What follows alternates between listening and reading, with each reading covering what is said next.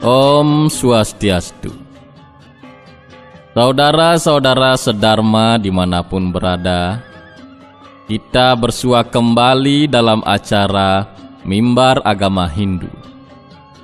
Semoga ide Sang Hyang Widi Wase senantiasa melindungi dan menuntun kita semua untuk selalu berjalan di atas Dharma, dan semoga pula setiap usaha yang kita lakukan dapat memperoleh hasil terbaik untuk kita semua. Saudara-saudara sedharma yang budiman, sebelumnya marilah kita tiada henti-hentinya mengucapkan puja dan puji kehadapan ide Sang Hyang Widi agar kita senantiasa selalu berada dalam lindungannya. Mari kita hening sejenak dan kita panjatkan doa.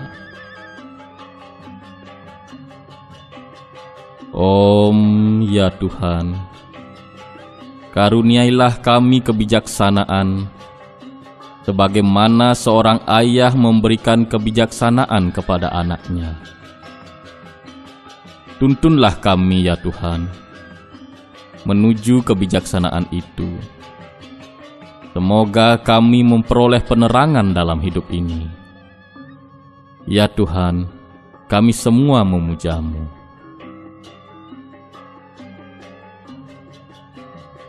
Saudara-saudara sedharma sekalian, setiap insan di dunia ini, baik laki maupun perempuan, ditakdirkan untuk hidup berpasangan. Tapi sebelum itu, tentu ada proses atau perjalanan yang dilalui terlebih dahulu.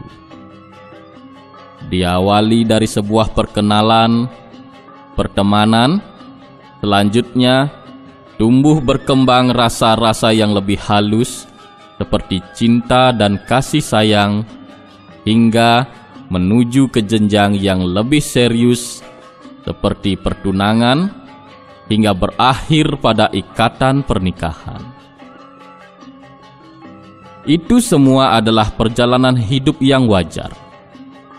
Akan tetapi, dalam proses itu, tidak semuanya mengalami perjalanan yang lancar dan mulus. Terkadang begitu banyak terjadi cobaan-cobaan, hingga berakhir pada perpisahan. Setiap usaha yang dilakukan untuk mempertahankan sebuah hubungan adalah sebuah kewajaran dan kewajiban. Alasannya ada pada satu hal, yaitu rasa cinta. Akan tetapi, terkadang kita temukan dalam kehidupan ini, seseorang terlalu berlebihan dalam menyatakan cinta kepada pasangannya. Sampai-sampai ia meninggalkan apa yang seharusnya menjadi bagian kewajiban dalam hidupnya. Kita bisa sebutkan contoh. Demi mengantar pacar jalan-jalan, ia rela bolos sekolah. Demi membelikan kado ulang tahun buat pacar, ia tega berbohong kepada orang tuanya dengan mengatakan minta uang untuk membeli buku.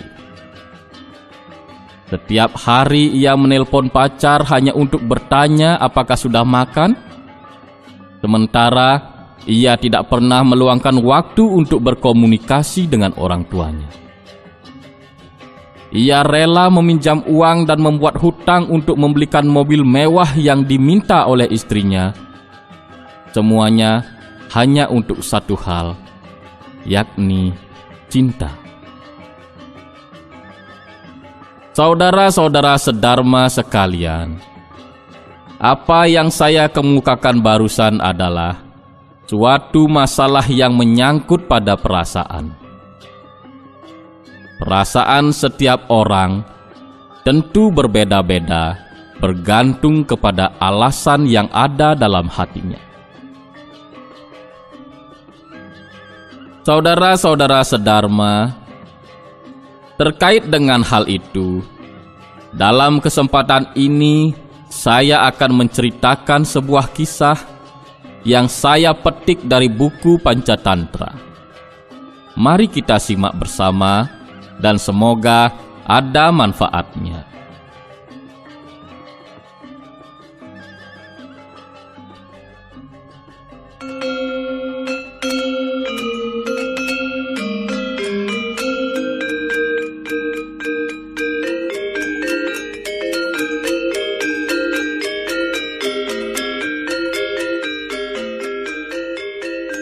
Dahulu kala, ada seekor kera yang tinggal pada sebuah pohon jambu yang tumbuh di tepi sebuah sungai. Selama musim panas, pohon jambu itu akan penuh dengan buahnya yang masak dan manis. Si kera senang sekali karena memiliki makanan yang berlimpah. Pada suatu hari, terlihatlah seekor buaya tengah berenang di sungai. Si buaya melihat si kera tengah duduk di atas dahan pohon sambil memakan buah jambu dengan lahapnya. Si buaya pun menyapanya. "Hai Tuan Kera, dapatkah engkau menjatuhkan sedikit buah jambu itu kepadaku? Aku merasa sedikit lapar." "Oh, tentu saja Tuan Buaya. Ini, aku akan menjatuhkannya ke sungai. Makanlah buah jambu ini. Rasanya sangat segar dan manis." Si kera yang baik hati itu pun menjatuhkan beberapa buah jambu kepada si buaya yang dengan lahap memakannya. Alangkah sedapnya buah jambu ini. Apakah engkau setiap hari makan buah jambu di pohon ini, Tuan Kera?" "Iya, benar. Aku telah menjadikan pohon jambu ini sebagai rumahku. Aku jadi tidak perlu jauh-jauh mencari makanan. Bila aku haus, aku juga bisa meminum air di sungai ini." "Alangkah senangnya kehidupanmu, Tuan Kera. Kalau Tuan Buaya mau, Tuan juga bisa tinggal di sini. Carilah tempat di sekitar tepian sungai untuk engkau jadikan tempat tinggal. Mari kita hidup bertetangga. Aku akan senang sekali bisa bertetangga denganmu. Tentunya hidup kita takkan kesepian." "Terima kasih Tuan Kera. Tapi aku sudah punya tempat tinggal. Aku tinggal di hilir sungai ini bersama istriku. Tapi aku akan senang sekali kalau kita berdua bisa menjalin persahabatan. Apakah engkau mau berteman denganku, Tuan Kera?" "Oh, tentu saja Tuan Buaya. Aku senang bisa memiliki teman." Si kera dan si buaya pun mengikat tali pertemanan. Waktu terus berganti. Si kera dan si buaya telah menjadi teman akrab. Setiap hari, buaya dan kera bertemu di bawah pohon jambu untuk berenang di sungai dan makan buah jambu bersama-sama. Pada suatu ketika, si buaya meminta kepada si kera, "Kera temanku yang baik, maukah engkau memetikkan beberapa buah jambu untukku? Akan kubawa pulang sebagai oleh-oleh untuk istriku." "Tentu saja buaya, akan kulakukan dengan senang hati." Si kera pun memetikkan buah jambu untuk si buaya. Dengan perasaan senang, si buaya pun menerima buah jambu-jambu itu. Setelah beberapa lama, si buaya pun berpamitan pulang kepada si kera. Dalam perjalanannya pulang, hati si buaya merasa begitu gembira. Dalam hatinya ia bernyanyi, "Pasti istriku sangat senang dengan buah jambu yang kubawa ini." Demikian pikir si buaya. Singkat cerita, si buaya telah sampai di sarangnya. Ia pun memanggil-manggil istrinya. "Sayang, kamu di mana? Kemarilah, aku membawa oleh-oleh untukmu." "Oh, suamiku sayang, ternyata engkau sudah pulang. Oleh-oleh apa yang kau bawakan untukku?" "Lihatlah ini, aku membawa buah jambu yang segar dan manis untukmu. Tadi aku sudah dapat memakannya, rasanya sangat enak. Ayo, makanlah." Si buaya betina pun memakannya dengan senang. Ia benar-benar menikmati buah jambu tersebut. Si buaya jantan pun merasa sangat senang melihat istrinya menyantap buah jambu yang ia bawa. Ketika tengah makan, si buaya betina bertanya kepada si buaya jantan, "Suamiku, apakah kera itu makan buah jambu setiap hari?" "Iya sayangku, bahkan ia tinggal di pohon jambu itu." Coba kau pikir sayangku, bila si kera makan buah-buahan sedap ini setiap hari, pasti dagingnya terasa sangat lezat. "Apa? Bagaimana kamu bisa berpikiran seperti itu?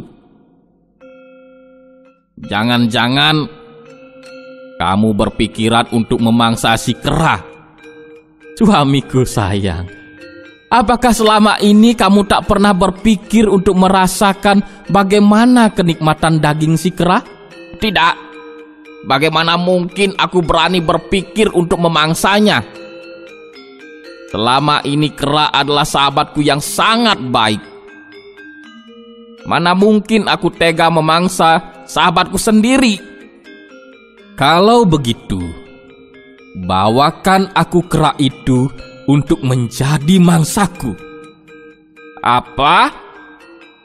Kau ingin suamimu ini mengkhianati persahabatannya?" "Aku tidak peduli.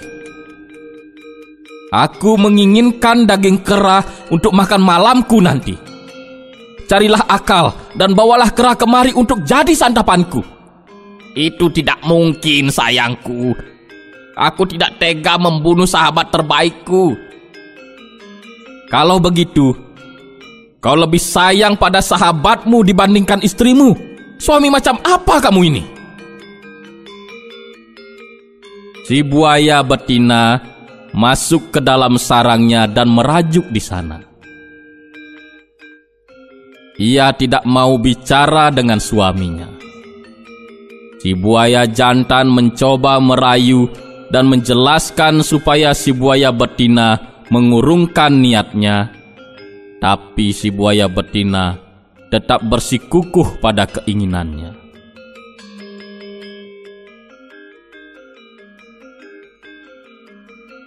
Hari telah menjelang sore. Si buaya betina sudah mulai merasa lapar. Dalam benaknya yang terlintas hanyalah daging kera yang empuk dan lezat. Si buaya betina pun mencari akal supaya memperoleh apa yang diinginkannya.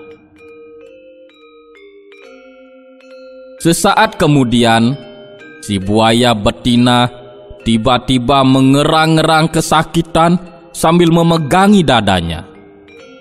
Hal mana membuat si buaya jantan terkejut dan panik. Sayangku, ada apa denganmu? Kamu sakit apa?" "Aduh, suamiku, dadaku sakit sekali. Aku benar-benar tak kuat menahan sakit ini. Mungkin aku akan segera mati. Tidak, tidak, jangan berkata begitu sayang. Kamu tidak boleh mati. Aku tidak bisa hidup tanpa dirimu. Aku tak akan membiarkanmu mati. Kamu tunggulah di sini, tunggulah di sini. Aku akan ke muara sungai untuk mencarikanmu daun obat. Sayangku, kalau kamu tak ingin aku mati, hanya ada satu jalan bagimu untuk menyelamatkanku. Aduh, sakit. Sayangku, sayangku, bertahanlah. Katakanlah padaku, apa yang bisa aku lakukan untuk menyelamatkanmu? Aku akan sehat kembali apabila kamu dapat membawakanku hati seekor kera. Hati kera? Di hutan ini, aku hanya pernah temui seekor kera saja, yaitu sahabatku. Tapi bagaimana mungkin aku membunuh sahabatku dan mengambil hatinya untukmu? Kalau begitu, jagalah baik-baik sahabatmu itu.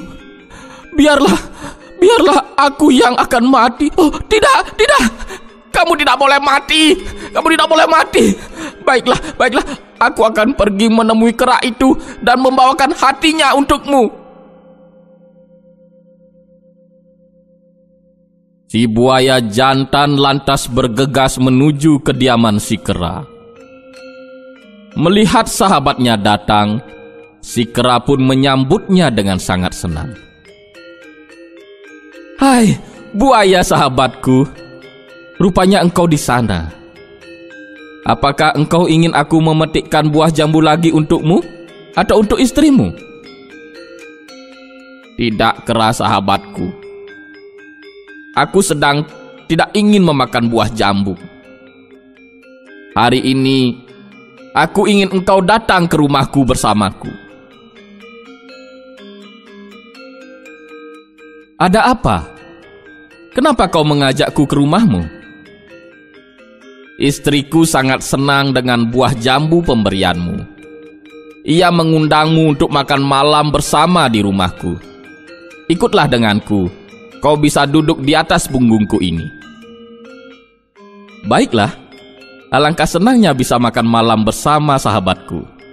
Aku akan duduk di atas punggungmu." Si kera yang baik hati itu pun duduk di atas punggung si buaya. Buaya pun berenang menuju hilir sungai.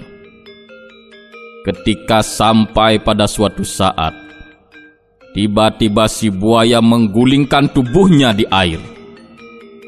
Si kera terkejut, namun dengan refleks ia berpegangan di tubuh si buaya sehingga ia tidak tercebur ke dalam sungai.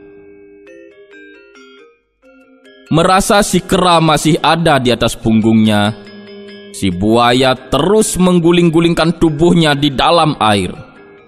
Hal mana membuat si kera timbul tenggelam. Si kera megap-megap karena kesulitan bernapas.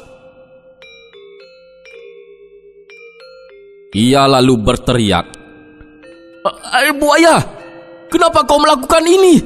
Hentikanlah, aku bisa tenggelam."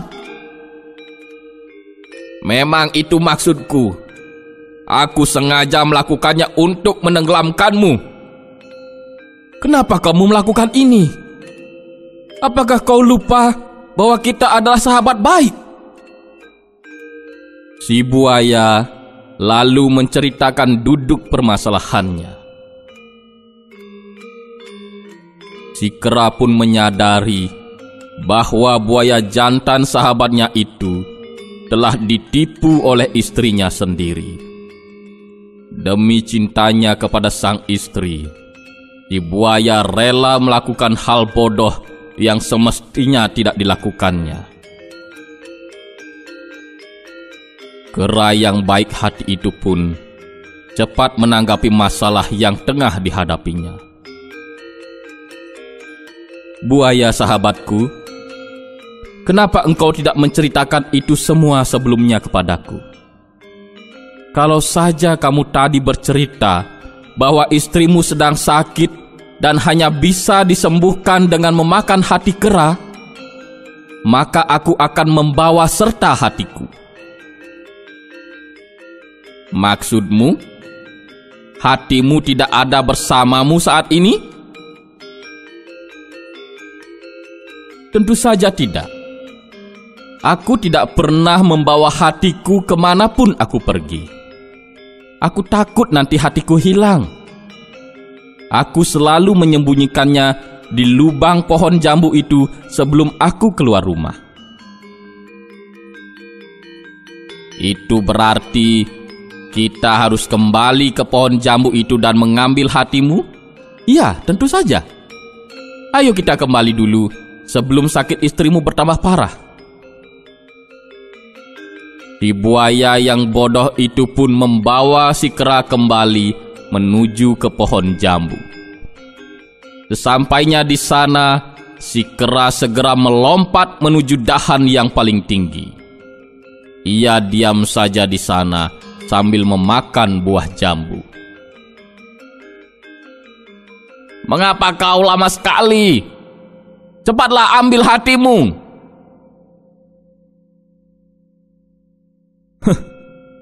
Kau benar-benar bodoh.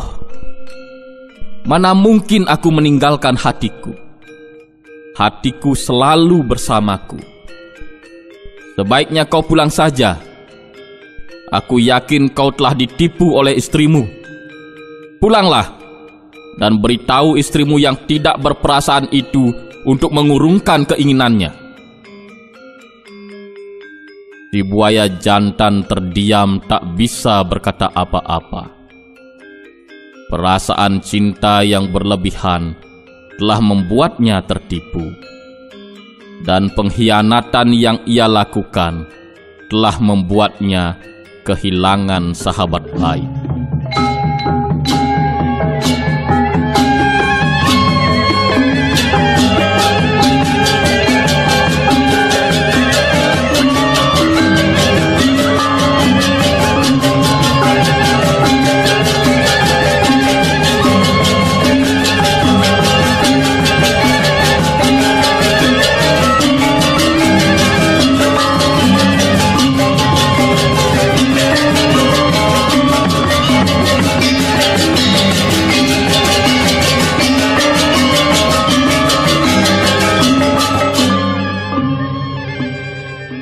Saudara-saudara sedharma yang berbahagia, dari cerita tersebut dapatlah sekiranya kita ambil maknanya.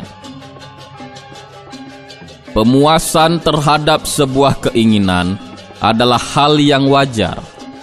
Akan tetapi, yang perlu kita ingat adalah hendaknya kita benar-benar cerdas menyikapi mana sesuatu yang menjadi keinginan hanya untuk kesenangan dan mana hal-hal yang menjadi kebutuhan. Saudara-saudara sedharma yang saya muliakan, demikianlah yang bisa saya sampaikan pada hari ini. Semoga bermanfaat bagi kita semua. Saya mohon maaf apabila ada hal yang kurang berkenan di hati. Terima kasih. Om Santi Santi Santi. Om.